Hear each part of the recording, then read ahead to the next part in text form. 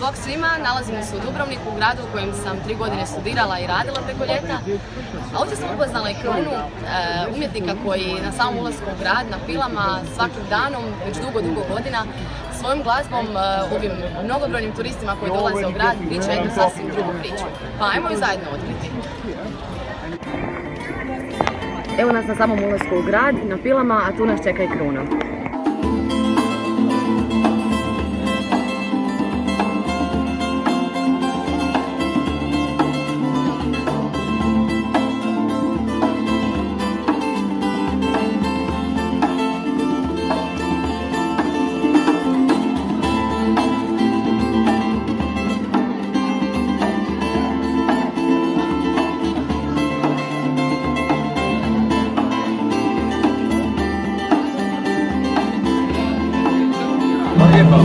Thank you.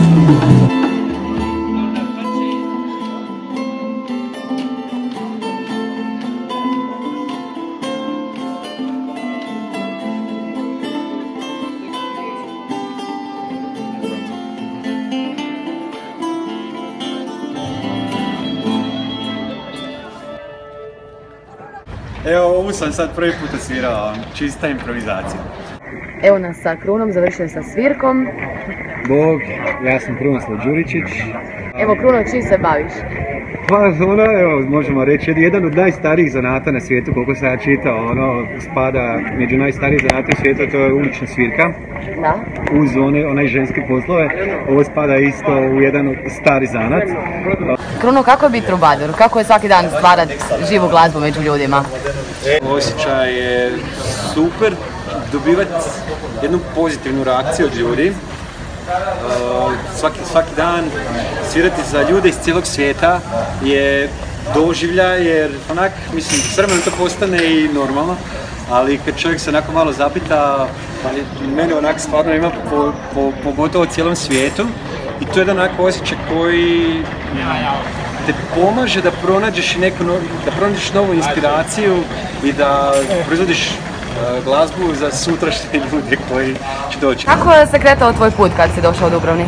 Pa, bilo je to onako dosta naporno, s obzirom da nisam nikad se doživljavao kao neki klošar, iako je put bio takav, spavao sam u autu, nisam imao smještaj, dosta je to bilo onako mukotrpno, to je prilike trajalo 4 godine. I čuo sam vrlo brzo o legendi u Fontani, tad su radile sve česme, da se treba oprati ruka ispod svake česme i zaželiti želja i da će se ta želja ostvariti. I pošto moja želja, došao sam kao stranac u taj grad, želio sam ostati tu i svirati, je bila da onako budem glazbenik koji će pronaći nekako mjesto pod suncem u ovom gradu. I evo, mislim da Fontana čini čuda.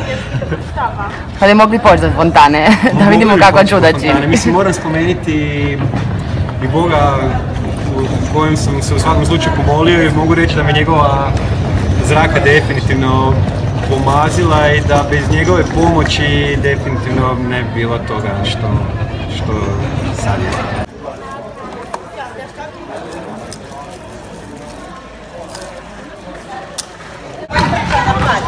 I tako svaki dan? Da. Svaki dan 2 puta, jel se to dolazimo i prije podne i popodne svirati.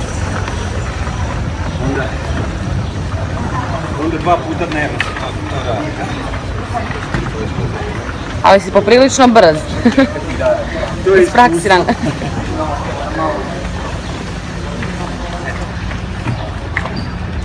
To.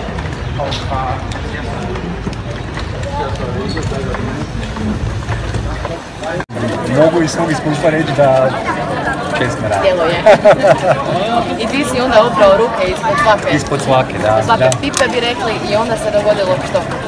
Pa, mislim, nije se dogodilo ništa preko noći, trajalo je to i trajalo, ali dogodilo se to da, evo, sviram 16 godina u gradu, da je turistička zajednica uzela kao trubadura i da uveseljavam ljude iz cijelog svijeta i da od toga živim. Možeš reći da je glazba tvoj život. Kad si ti baš spoznao da je to ono ti želiš baviti, da je to? Odmah.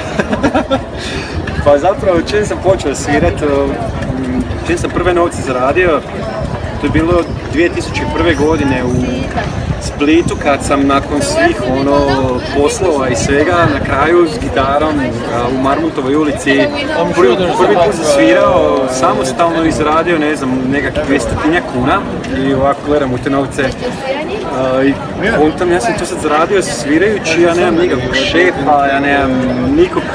Tu su ljudi meni dali zato što mi se sviđa i ta neka spoznaja, mislim, živimo u takvom svijetu materijalnom da ne možeš doći u banku i reći ja bi malo ljubavi, evo, platio bi račune, nego jednostavno trebamo novac da zaradimo i dobio sam jedan feedback od ljudi koji me zadovoljio. To je od mene od Krune, sada se ga možda i malo vi onako bolje upoznali. I vidimo se u nekom drugom gradu. S nekim novim ljudima, nekim novim pričama. Nešto ćemo već istražiti. Hvala.